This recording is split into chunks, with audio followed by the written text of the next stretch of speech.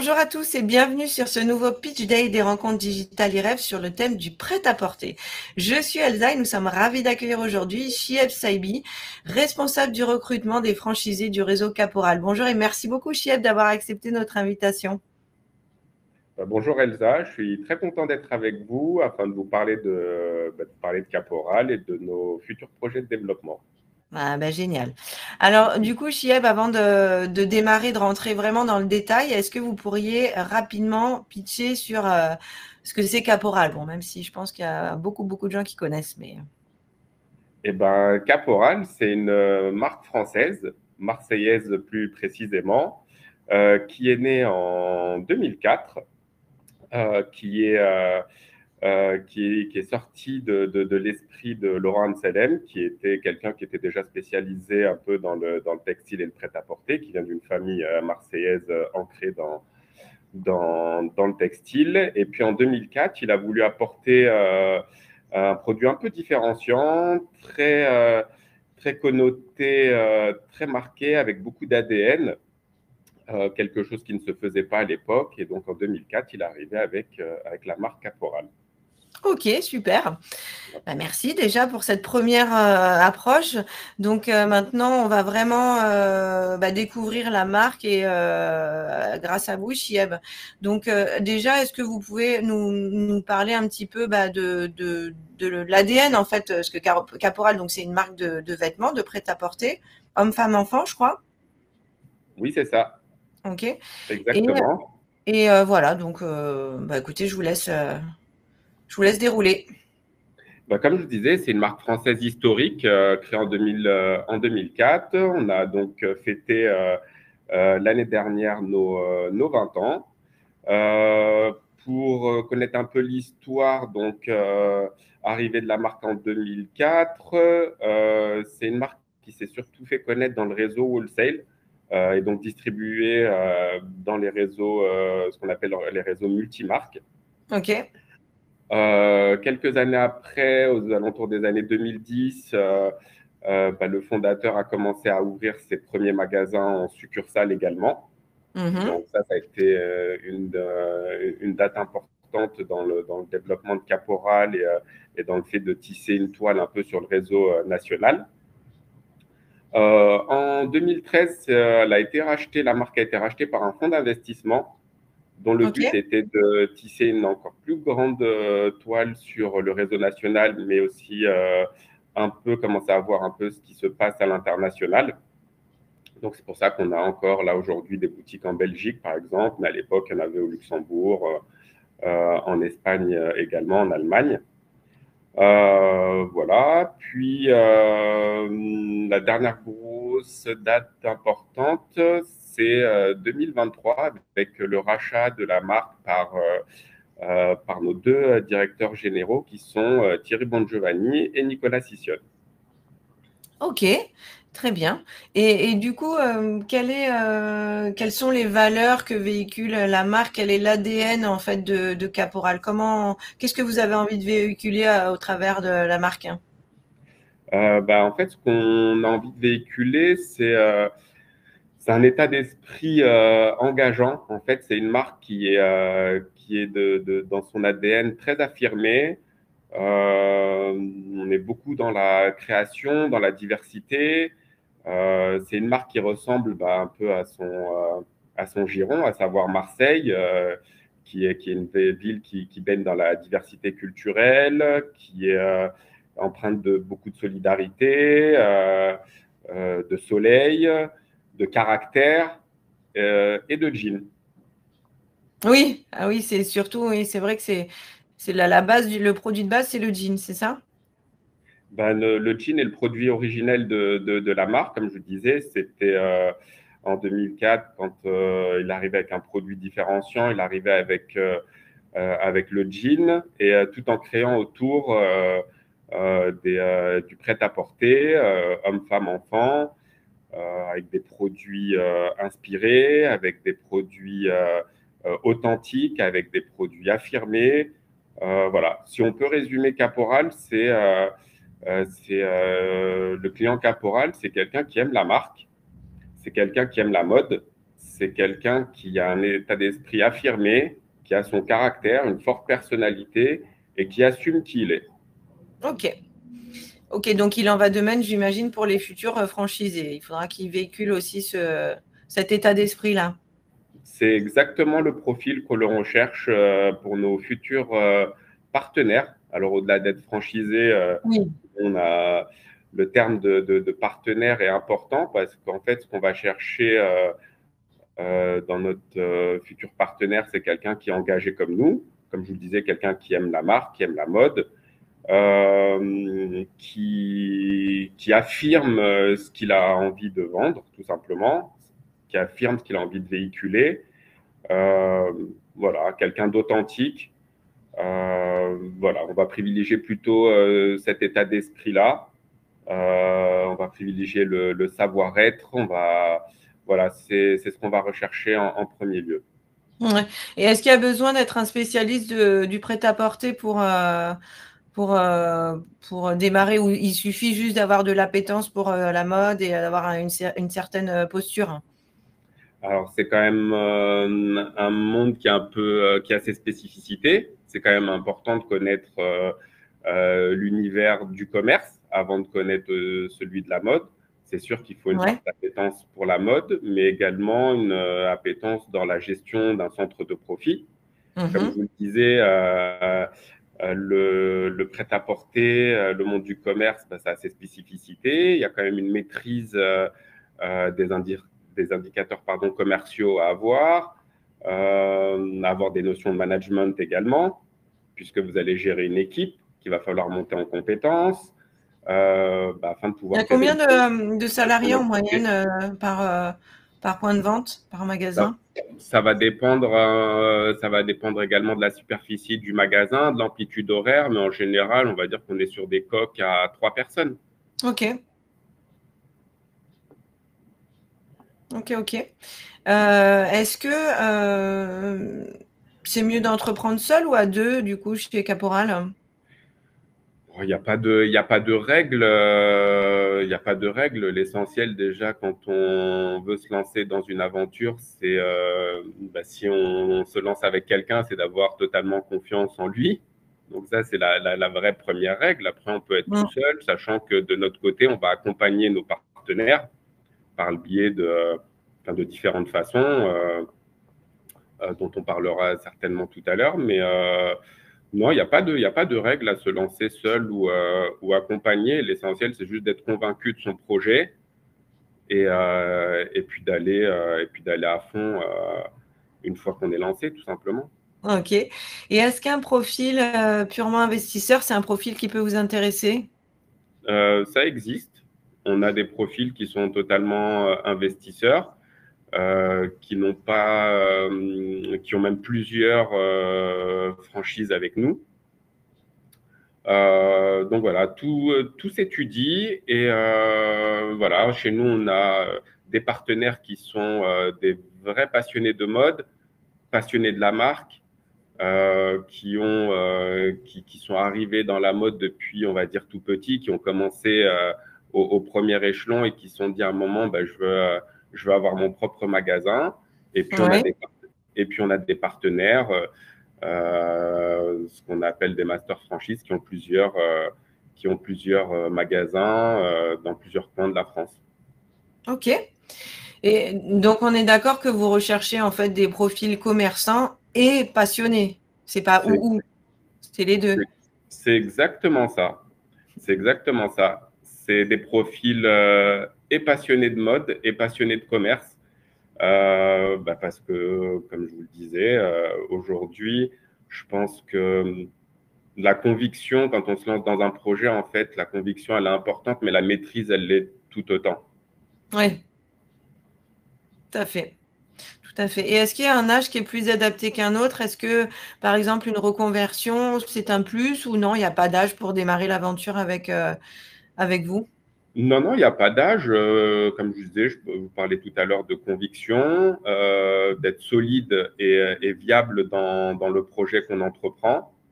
Voilà. Après, au même titre que la question précédente, à savoir est-ce qu'il faut avoir un profil investisseur ou passionné, bah, c'est exactement pareil. On peut être jeune, vouloir démarrer, se dire bah, je veux, avec mon expérience, je maîtrise le monde du commerce et j'aime la mode, donc je veux me lancer. J'ai un projet qui est viable.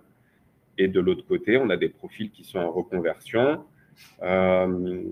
L'essentiel, c'est ne pas occulter que c'est quand même un monde spécifique. C'est parfois aussi des amplitudes horaires qui sont importantes. En général, quand on est en reconversion, bah, quand on se lance dans un projet, on se lance et on y met du sien plus que de nature, on va dire. Mais voilà, il n'y a pas de, y a pas de règle d'âge. C'est de la conviction et quand même comment dire, de la viabilité dans son projet, quelque chose de réfléchi.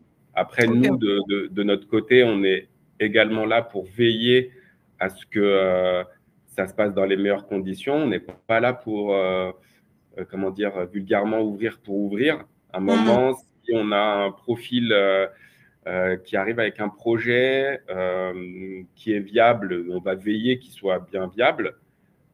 Si on se rend compte que tout n'est pas maîtrisé, on va accompagner évidemment, mais si on se rend compte que malgré notre accompagnement, c'est pas viable, on lui dira et on ne fera pas le projet. Ouais. Oui, bah, l'objectif, c'est que vous soyez tous gagnants. Exactement. Et avec nous, toutes nos forces, toute notre expérience, on va pouvoir apporter plein de choses à notre futur partenaire. On va veiller, comme je vous le disais tout à l'heure, avant tout au savoir-être. Parce que je pars du principe aujourd'hui qu'on peut avoir un partenaire qui a beaucoup de savoir-faire, qui a des projets viables, mais si en termes de vision commune, on ne va pas dans le même sens, c'est également quelque chose qui ferait qu'on mettrait la candidature de côté. Parce que quand je parlais quand vous me parlez de profil idéal, pardon, bah, l'engagement va aussi dans ce sens, c'est-à-dire d'avoir une vision commune, de voir les choses de la même manière, d'avoir un partenariat où on se respecte l'un l'autre. C'est important dans un projet de partenariat. Voilà, on est dans un monde aujourd'hui. Non, mais c'est hyper important. Bien qu'on aime les profils, entre guillemets, rebelles, c'est un terme qui revient aussi pour la marque, avec de la personnalité. On recherche des personnes authentiques, mais on recherche aussi des personnes qui ont une vision commune et qui veulent travailler dans le respect, qui s'accompagnent et qui se, comment dire, oui, qui s'entraînent l'un l'autre, en fait, tout simplement. Oui, qui s'amènent toutes les deux vers le haut, quoi, qui se tirent vers le haut. Exactement. Ah ouais, ok. Est-ce qu'il y a besoin, oui, enfin, bien sûr qu'il y a besoin d'un local, évidemment. Une boutique, en fait, c'était plutôt quelle est la superficie moyenne pour le local dont on a besoin, justement? Et où est-ce qu'il se situe, justement? Est-ce qu'il va se situer plutôt centre-ville, centres commerciaux?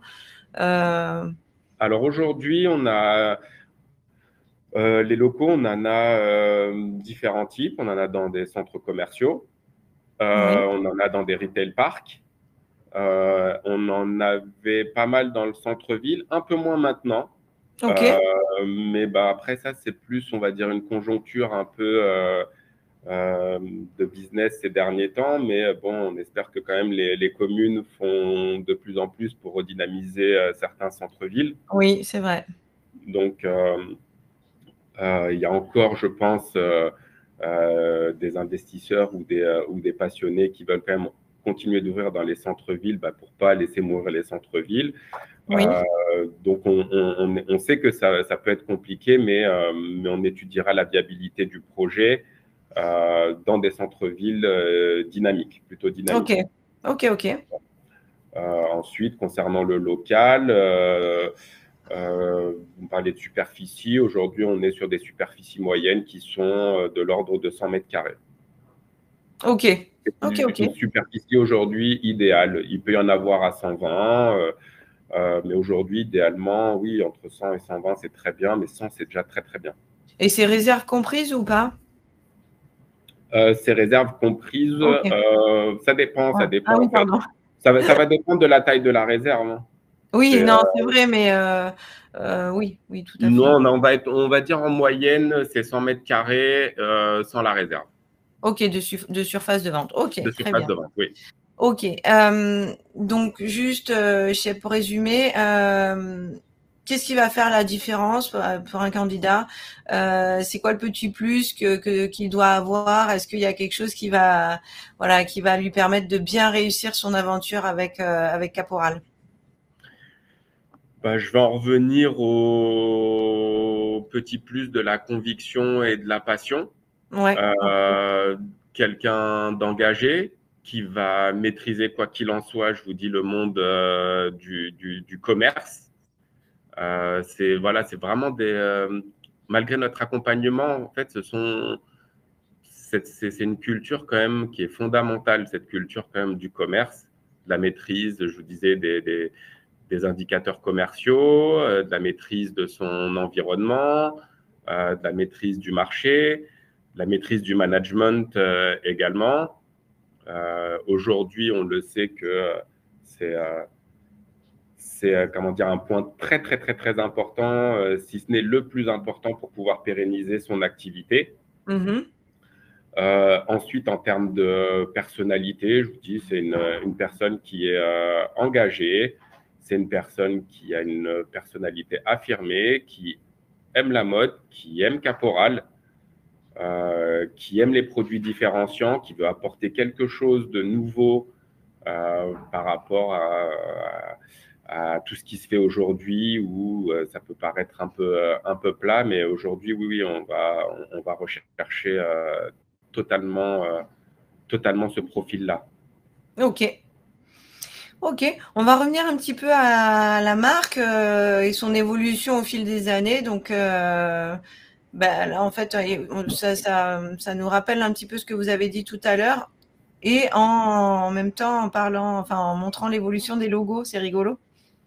Bah, en fait, on se rend compte, oui, là, c'est à chaque fois tombé sur des dates un peu clés, les changements de logo, mais à chaque fois, un changement de logo, c'est pour apporter, changement de logo pour une marque, c'est surtout pour aller vers de la modernité, en fait. Oui, bien C'est sûr. qu'il avance avec son temps et apporter un peu, aller vers la modernité. Et l'histoire, en revanche, du dernier logo, c'est après 20 ans, la marque elle a connu donc plusieurs paliers et depuis le rachat par nos deux dirigeants, le nouveau logo a été dessiné dans une idée de renouveau, Mhm. a été dessiné aussi et puis on le voit, il a un caractère. Je parlais du côté un peu affirmé de la marque, et ben il a son caractère avec le KLE déjà à la fois historique et affirmé. Il a aussi un peu cette image du phénix et de la marque qui est prête à reprendre son envol, tout simplement. Ok, ok, très clair.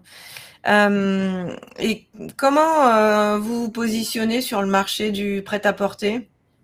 Mais aujourd'hui, comme je vous le disais, on est une marque qui se veut résolument jeaner, clairement, engagée dans son produit.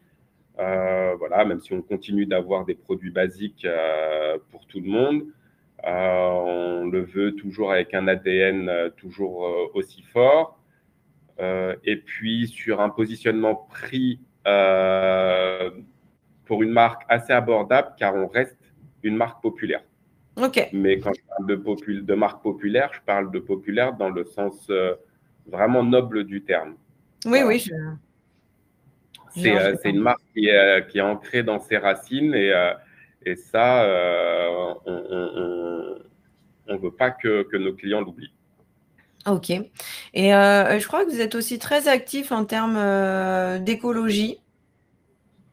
En effet, par le biais de notre ligne Caporal Impact, on le sait, hein, aujourd'hui, la RSE, enfin aujourd'hui, et depuis quelques années, la RSE est un point très important pour les marques et pour les sociétés. Et nous, depuis une dizaine d'années aujourd'hui, on a la recyclerie qui est une opération, on va dire, commerciale institutionnelle chez nous. Voilà, alors je vous explique un peu le principe. Vous amenez un vieux jean, un vieux produit. De n'importe quelle marque. Peu importe la marque. Okay. Vous le ramenez chez Caporal et puis on vous offre un bon de 20 € pour pouvoir acheter votre nouvelle pièce en jean. Ok, super. Mais dans cette démarche, au-delà d'économiser, on va dire, 20 € sur son jean, derrière, dans la continuité, cette récolte de jean, en fait, va nous permettre de faire plusieurs choses. D'un côté, on va pouvoir faire travailler un peu, on va dire, des associations dans le giron marseillais, dans le bassin méditerranéen, en local, dans des associations de réinsertion, par exemple. Mais ça va aussi permettre toutes ces chutes, tous ces jeans qui sont revenus, qui deviendront des chutes, permettront aussi, par exemple, d'être utilisés pour des isolants pour les futures constructions, par exemple. Ouais, c'est génial. Voilà, et ça s'appelle la recyclerie. Ok. Bon, ça, c'est un super projet qui vient ajouter une autre pierre à l'édifice de Caporal. Maintenant, j'aimerais bien qu'on résume un petit peu. Donc, aujourd'hui, il y a 40 succursales et 11 franchisés, je crois. Alors, 49, pardon. 49, pardon, excusez-moi. Oui, alors aujourd'hui, dans notre les réseaux de distribution chez Caporal, donc il y en a 3. Il y a le retail, donc avec nos magasins, dont 49 succursales et 11 partenaires franchisés et affiliés. On a également dans notre réseau wholesale, donc ce qu'on appelle le réseau multimarque, on a plus de 550 points de vente. Génial. Et à côté de ça, on a notre site marchand caporal.com. Ok. Et donc, quels sont les objectifs de développement à terme, Chieb? Alors, pour cette année 2025, on a un projet de développement sur le second semestre 2025 de 2 franchises ou commissions affiliation. Et voilà, on a depuis la reprise, en fait, 2024 a surtout servi à bien remettre le réseau de franchises et de commissions affiliation sur de bonnes bases, de reprendre tous les fondamentaux pour pouvoir proposer un projet digne de ce nom en termes de franchise et de commission affiliation. Donc voilà, deuxième semestre 2025, ouverture de 2 affiliations ou franchises. Puis en 2026, essayer d'en développer 3 à 5. Essayer d'en ouvrir 3 à 5. Ok, super. Et donc, c'est vous, Chieb, l'interlocuteur privilégié des candidats? Exactement, c'est un poste qui a été créé début de l'année 2024. Voilà, ça fait plus de 10 ans que je suis chez Caporal. Avant, j'étais plutôt sur la partie retail. Donc, j'ai géré le réseau, la région sud-est. Avant ça, j'avais fait la région Île-de-France Nord-Ouest en m'occupant des magasins succursales. Et puis, il y avait cette idée donc de dynamiser, de développer donc le réseau affiliation et de franchise. Et le poste a été créé avec, on va dire, un spécialiste du retail pour pouvoir accompagner nos franchises et nos affiliés avec tout plein d'outils d'analyse, de merchandising, de données d'indicateurs commerciaux et voilà, et d'être au plus près de nos partenaires pour les aider à pérenniser leur activité. Ah ben, génial. Ok. Et petite question maintenant côté financier. Combien ça coûte de rejoindre le réseau Caporal? Aujourd'hui, vous avez un droit d'entrée qui est de l'ordre de 10 000 €. En général, en moyenne, on est sur un apport personnel autour de 25 000 €. Voilà. Après, de notre côté, il y a les différents accompagnements qu'il peut y avoir. Par exemple, même dans la recherche d'une cellule, parfois d'un local, vous en parliez tout à l'heure. Nous, au sein de Caporal, on a une personne qui a un poste de responsable de développement. qui connaît très bien le monde des bailleurs et qui peut être à même de conseiller un futur partenaire dans le local qu'il souhaiterait prendre, dans le centre commercial qu'il souhaiterait prendre dans une ville. Voilà. De l'autre côté, on accompagne également aussi dans la communication, on accompagne, on a un accompagnement financier également dans le mobilier, on prend en charge Ouais.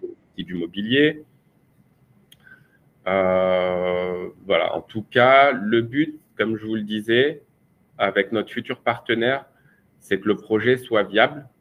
On va y mettre nous aussi toute notre force pour que ça soit gagnant pour les deux parties, tout simplement. Ouais, ok, bah oui, oui. Et du coup, au niveau de la formation, qu'est-ce que vous proposez? Alors, en termes de formation, déjà, on va dire, si on prend un cheminement un peu normal en termes d'intégration dans la société, on va faire une semaine d'intégration en général dans un magasin pilote, dans un de nos Ouais. magasins pilotes en succursale. Mm. Après, en fonction de la géographie, on voit quel est le meilleur magasin pilote, mais en général, ça se fait sur Marseille. La visite de nos locaux. L'idée, c'est de lui montrer qu'il n'intègre pas juste une société ou une marque de jeans ou de textile, c'est qu'il intègre bien plus que ça, c'est-à-dire qu'il entre dans une aventure un peu familiale, j'ai envie de dire. Bah Donc, oui. voilà, on l'accompagnera, on lui montrera qu'il fait partie intégrante de Caporal. Ensuite, donc pour reprendre un peu le cheminement, donc intégration dans un magasin pilote, on lui montrera tous nos process, comment fonctionne un magasin de A à Z. Ensuite, ça peut se faire aussi l'accompagnement par le biais de formation tout au long de l'année. En termes, on a un service merchandising qui est dédié Mhm. avec des visites régulières sur site. Oui, par exemple, comment bien agencer son magasin, s'il y a des petites choses à modifier, c'est là que vous intervenez quand vous visitez vos partenaires? Exactement, déjà lors de l'ouverture, de toute façon, on va lui, comment dire, en termes de service de merchandising, il aura une personne dédiée qui va lui permettre d'ouvrir un magasin, on va dire, propre clé en main. Mhm.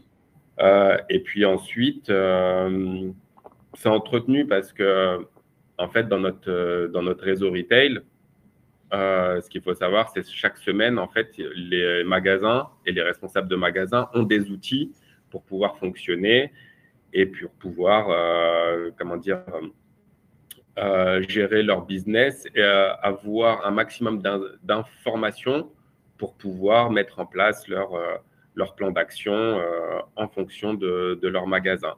C'est-à-dire que pour le merchandising, par exemple, toutes les semaines, il y a un top vente qui permet Ok. de reprendre les meilleures ventes de la semaine d'avant, qui va permettre aux partenaires de pouvoir analyser son activité, de voir si les pièces qui ont marché tout au long, enfin, sur tout le réseau ont fonctionné chez lui, si elles n'ont pas fonctionné, pourquoi elles n'ont pas fonctionné, et de réadapter peut-être son magasin par Ok.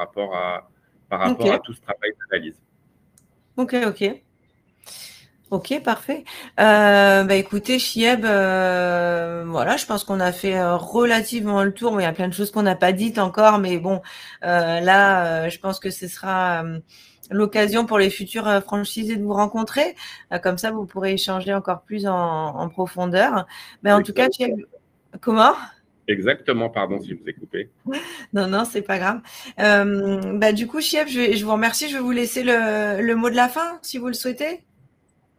Eh ben, avec plaisir. Que vous dire d'autre que, écoutez, si comme nous, vous êtes un passionné de mode, avec une personnalité bien affirmée, que vous aimez vous engager dans une aventure où vous allez vous amuser et on va s'amuser ensemble, n'hésitez pas, ça va être avec Caporal que ça va se passer. Eh bien, écoutez, Chieb, en tout cas, merci beaucoup pour tous ces éléments qui ont été, j'en suis sûre, très intéressants et instructifs pour les futurs partenaires. N'hésitez pas à vous rendre sur le stand de Caporal pour retrouver toutes ces informations et bien d'autres encore, ou prendre directement rendez-vous avec Chieb et son équipe si vous souhaitez démarrer cette nouvelle aventure avec Caporal. Merci beaucoup, Chieb.